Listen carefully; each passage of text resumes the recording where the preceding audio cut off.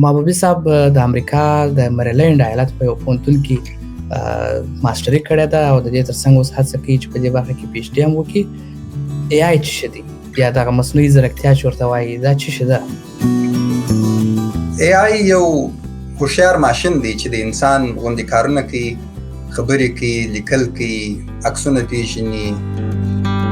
هغه په ټریلیونو ډیټا لري چې هغه ډېر دقیق، ډېر ژور معلومات ترلاسه کولی شي چې د یو انسان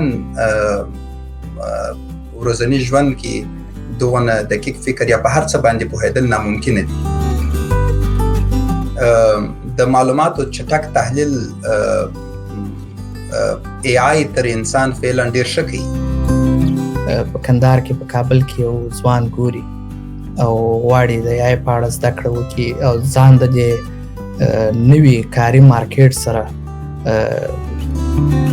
برابر کړي. د کومه ځایه شروع وکړي؟ د اے آی په اړه باندې معلومات ترلاسه کړم.